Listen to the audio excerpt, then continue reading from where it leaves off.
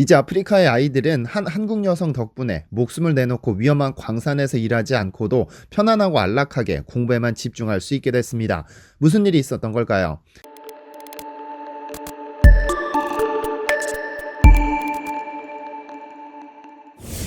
안녕하세요. 디스메터리입니다. 전 세계 7대륙 중 가장 저주받은 대륙으로 꼽히는 아프리카는 사실 인간이 살아가기에는 너무나도 척박합니다. 숨을 내쉬는 것조차 힘겹게 만드는 더위, 식물이라고는 자라날 수 없는 척박한 사막, 그리고 그로 인해 발생한 기아와 내전 등등 가난할 수밖에 없는 모든 조건을 가지고 있습니다. 그런데 아프리카는 세계에서 가장 가난하다는 이유로 전 세계 수많은 국가들의 원조를 받지만 그럼에도 여전히 빈곤합니다. 그러나 지하자원 매장량에 있어서만큼은 이만큼 축복받은 국가도 없습니다. 남북으로 8,000km, 동서로 7,000km에 이르는 이 대륙에는 석유는 물론 코발트, 크롬, 백금, 망간 등 감히 가격을 책정할 수도 없는 21세기의 보물이 모두 매장되어 있습니다. 그럼에도 여전히 아프리카가 빈곤할 수밖에 없는 이유는 있습니다. 자연에 순종하는 농업구조, 내전, 부패한 정부 등을 꼽을 수 있는데 그 중에서 가장 큰 이유는 기득권을 가진 정부 고위공직자들의 에고노미에 있습니다. 사실 아프리카는 금 위에 둥둥 떠 있다고 할 정도로 엄청난 지하자원을 가졌으나 부정부패에 찌든 정부는 이 지하자원을 자신들의 사욕을 채우기 위해 사용했죠.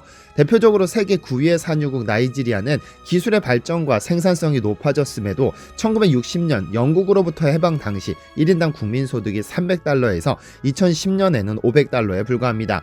이는 비단 나이지리아에 국한되는 문제가 아니라 대부분의 아프리카 국가에 해당합니다. 정치 지도자들이 국민의 삶 향상에 큰 신경을 쓰지 않는 것이 원인인데요. 지하자원을 탐내는 외국 기업들이 몰려와 직접 발굴하고 자원 비용까지 지불해줬음에도 개인의 사리사욕에 눈이 멀어 도로, 전기, 교량 등등 인프라 구축을 내팽개쳐 생긴 일이죠. 그 중에서도 가장 심각한 문제는 단연 전기입니다. 발전소를 건설하지 않은 상황에서 전기는 꿈도 꿀 수 없어 금보다 귀하다는 것이 전기입니다. 평균 10만원도 채 되지 않는 가정 수입 중 10%를 전기세로 지출하다 보니 형편이 나아질 리 만무한데요. 여기에 주요 통신수단인 핸드폰은 기계는 있어도 충전을 할 수 없어 왕복 6시간 거리의 시내에 나가 간신히 충전해야 사용할 수 있고 충전 비용 역시 적지 않아 아프리카의 많은 아이들은 학교가 아닌 일터로 내몰렸습니다. 아프리카에서 아동의 노동 문제는 심각한 상황입니다. 지난 2019년 말 국제권리변호사협회 IRA는 구글, 마이크로소프트, 애플 등 거대 IT 기업들을 상대로 소송을 제기했습니다. 아동들의 노동 문제를 묵인하고 방조했다는 것이 소송 사유였죠. 현대시대의 필수 자원으로 떠오른 코발트는 스마트폰, 전기차, 노트북 등 리튬이온 배터리를 필요로 하는 모든 산업에 사용되지만 전 세계 절반 이상의 코발트는 아프리카 광산에서 채취됩니다. 그러나 이 코발트를 채굴하는 노동에 어린 아이들이 내몰리고 있음에도 이를 제지하지 않았습니다. 2016년 인권단체 엠네스티는 29개의 글로벌 기업 코발트 공급망을 분석해 발표했는데 많은 아프리카 아이들이 코발트 생산에 관여하고 있다는 사실이 밝혀졌는데요. 7세 아이가 하루 1,200원을 벌기 위해 12시간 동안 광산에서 노동한다는 충격적인 사실이 알려지면서 국제적인 비난이 쏟아지기도 했습니다. 그런데 이 아프리카에서도 가장 가난한 국가로 꼽히는 케냐에서는 한 한국인 여성 덕분에 더 이상 아이들이 일터로 내몰리지 않고 학교로 향하고 있습니다. 케냐의 포콘 마을에는 학교에 큰 젖소 모양의 조형물 한 마리가 서 있습니다. 그리고 아침마다 아이들은 우유병을 들고 등교해서는 소의 배에 우유병을 꽂아두고 교실로 들어갑니다. 이 젖소 모양의 조형물은 태양광 발전기, 그리고 아이들이 가지고 등교하는 우유병은 배터리입니다. 바로 요크의 장성은 대표가 설치한 솔라카우라 불리는 태양광 충전 시스템이죠. 솔라카우는 태양광을 뜻하는 솔라와 소를 뜻하는 카우를 합성한 용어로 말 그대로 젖소 모양의 태양광 발전기입니다. 소의 등에는 아프리카의 넉넉한 햇빛을 저장하는 태양광 패널이, 소의 배에는 우유병을 꽂아 충전할 수 있도록 충전판이 연결되어 있는데 아이들이 우유병 모양의 배터리를 꽂으면 수업 내내 이 배터리가 충전됩니다. 장성은 대표는 지난 2018년부터 전기가 부족해 일터로 내몰리는 아이들의 심각한 상황을 목격하고는 아프리카에 이런 태양광 충전 시스템을 보급하기 시작했습니다. 장성은 대표가 소라는 동물을 선택한 이유는 간단합니다. 여느 대륙과 마찬가지로 아프리카에서도 소는 불을 상징하는 동물이고 가정에서는 소를 갖는 것을 인생 목표로 두기도 합니다. 그러나 직접 키우고 싶어도 너무 비싸고 귀한 관계로 아무나 갖지 못하죠. 그래서 소를 보유한 가정에서는 아이들을 학교로 보내지 않고 소를 돌보는 일을 맡기는 경우가 많은데 학교에서 공부해야 할 아이들이 소똥을 치우고 여물을 먹입니다. 이런 상황에서 아이들이 성인이 되어도 삶이 나아질 수 없는 것이죠. 이런 사실을 알게 된 장성은 대표는 아이들을 학교로 돌려보내는 작업에 착수합니다. 아이들에게 우유병 배터리를 나눠주고 학교에는 젖소 모양의 태양광 발전기를 설치했습니다. 아침에 등교에 배터리를 꽂아 두었다가 수업이 끝나고 하굣길에 충전된 배터리를 가지고 집으로 돌아갔죠. 2018년부터 2년간 실시된 시범사업에서 그녀는 의미 있는 결과를 얻어냈습니다. 출석을 부르는 것이 무의미했던 상황에서 단 몇 개월 만에 아이들의 출석률이 10%나 상승한 것이죠. 이런 성과 덕분인지 그녀의 젖소 모양의 태양광 충전 시스템은 미국 시사주간지 타임이 선정한 2019년 최고의 발명품으로 선정됐습니다. 그녀는 지난 2015년 초경량 태양광 에너지 패널인 솔라페이퍼를 출시해 12억 원이라는 큰 규모의 펀딩을 모집했는데 이 후속작이 바로 솔라카우입니다. 어떻게 하면 내가 가진 기술로 더 많은 사람들을 도울 수 있을까를 생각하던 그녀의 눈에 우연히 아프리카 아이들이 들어왔습니다. 아프리카 아동의 20%가량은 학교를 가지 않고 광산 등의 일터로 내몰리거나 집에서 소나 염소를 돌보는 노동에 노출되어 있습니다. 전 세계 아동 중 노동에 노출된 아이는 무려 1억 5천만 명입니다. 그중 아프리카에서는 아동의 20%가 어린 시절부터 학교가 아닌 일터로 향합니다. 국제노동기구에 따르면 아동노동이란 어린아이의 신체적, 정신적 발전에 지장을 초래하는 강제노동으로 정의합니다.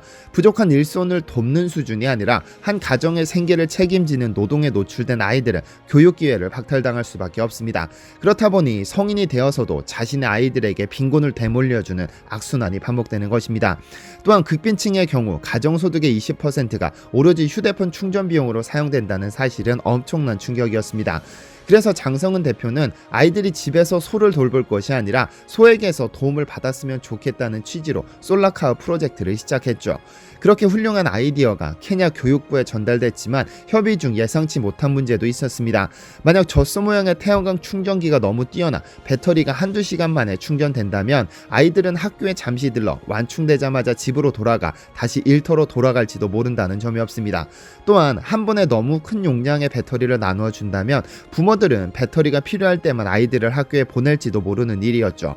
무조건 성능이 우수한 배터리를 보급할 것이 아니라 아이들이 충분히 학교에 머물고 다음날 다시 학교로 돌아오도록 하려면 적당한 충전 시간과 배터리 용량을 결정해야 했죠. 오랜 연구 끝에 그녀는 5시간을 순수하게 꽂아 두어야 완충되는 배터리를 개발해 우유병 모양으로 제작했습니다. 이렇게 케냐의 빈곤지역 학교에 설치된 솔라카우는 하루 60명의 아이들이 가져오는 60개의 배터리만큼의 에너지를 생산합니다. 그녀 덕분에 60명의 아이들이 생활하는 마을 전체가 배터리의 혜택을 받습니다. 무엇보다 태양광 에너지는 고갈될 염려가 없는 지속 가능한 에너지라는 점에서 큰 메리트가 있습니다. 인류가 1년 동안 사용하는 전체 에너지의 양은 하루 동안 지구에 도달하는 태양 에너지의 양과 정비례한다고 합니다. 그래서 태양의 에너지를 활용해 아프리카의 아이들에게 혜택을 줄 수 있다면 지구를 해치지 않으면서도 아이들이 양질의 교육을 받을 수 있도록 하는 일석이조의 효과를 갖죠. 여기에 배터리가 악용될 소지를 방지하기 위해서 아이들이 지급받은 배터리는 오로지 학교에 설치된 젖소에서만 충전할 수 있도록 제작해 블랙마켓으로 흘러가도 사용될 수 없도록 했습니다. 사실 현재까지 아프리카의 에너지 문제와 아동 문제를 해결하기 위한 노력이 없었던 것은 아닙니다. 세계은행은 아이를 학교에 보내주는 대가로 부모들에게 현금을 지급하는 방식을 도입하기도 했었지만 이는 오래도록 지속되지 못했습니다. 이 방식은 돈이 떨어지면 다시 아이들이 일터로 내몰리는 치명적인 약점이 있었고 세계은행이 현금을 지급할 수 있는 가정은 그 수가 한계가 있었죠. 장성은 대표가 솔라카우 프로젝트를 시작하며 가장 신경 쓴 부분은 얼마나 빨리 아이들에게 완충된 배터리를 선물해 기술력을 뽐내느냐가 아니라 아프리카 아동노동의 뿌리를 근본적으로 해결하겠다는 점입니다. 그래서 솔라카우 프로젝트가 이제까지 아동노동 문제에 대한 새로운 해결책을 제시한 것이라면 이제는 그 효과성을 입증하겠다는 당찬 포부를 밝히기도 했습니다. 그녀가 만든 이 프로젝트는 한 가정에서 태어난 아이에게 교육을 제공하는 것에 불과하지만 그 아이가 받은 교육은 그가 태어난 가정뿐 아니라 마을, 도시, 나아가 세계를 발전시킬 수 있는 씨앗이 될 수 있어 더 의미 있는 것이 아닐까 합니다. 이렇듯 남들과 다른 생각으로 만든 제품은 누구에게나 인정받는 법입니다. 큐어라이프를 창업한 양혜정 대표처럼 말이죠. 현재 전 세계적으로 최첨단 청소기 경쟁이 뜨거운 가운데 손에 들고 청소해야 하는 빗자루만으로 전 세계 10개국에 수출하는 쓰리잘비의 인기가 심상치 않습니다. 2018년 창업한 이래로 그녀는 특허받은 사중날 구조 빗자루를 출시해 방과 거실뿐 아니라 화장실까지 함께 청소할 수 있는 쓰리잘비를 만들어냈죠. 이 빗자루에는 빗자루 기능, 와이퍼 기능, 스크래퍼 기능까지 서로 다른 청소용구 3가지를 하나에 담았습니다. 처음 욕실 청소를 겨냥해 만들었지만 방과 거실 청소는 물론 반려동물 털 청소에도 유용하다는 입소문을 타면서 엄청난 인기를 끌기 시작했죠. 그녀 인터뷰에 따르면 쓰리잘비는 바닥과 닿는 부분이 4개의 빛날로 구성된 고무로 되어 있다며 첫째 빛날은 바닥과 마찰력을 통해 먼지가 뭉치게 해주고 둘째 미세모 빛날은 반려동물의 털을 쓸어내는 데 적합하다고 합니다. 셋째 날은 돌돌 말린 먼지를 다시 긁어 모아주는 듯 빛날마다 고유한 역할이 있고 물을 약간 묻힌다면 훨씬 수월하게 청소가 가능합니다. 현재 쓰리잘비는 국내에서는 90여 개 채널을 통해 판매되고 있고 해외에서는 일본, 호주, 프랑스, 독일 등 현지 홈쇼핑을 중심으로 판매되고 있는데요. 이런 성능이 입소문을 타면서 2018년 970만원에 불과했던 매출이 2019년에는 33억 원으로 그리고 2020년에는 44억 원으로 늘어나 청소 분야에도 한류가 불고 있다고 평가받고 있습니다. 요크의 장성은 대표나 큐어라이프의 양혜정 대표나 서로 바라보는 분야는 다르지만 누군가에게 도움을 준다는 큰 틀에서 본다면 두 대표 모두 훌륭한 일을 하는 것이 아닐까 합니다. 그녀들처럼 인류에게 도움이 되는 제품들이 한국인들 손에서 많이 등장했으면 좋겠습니다. 시청해주셔서 감사합니다.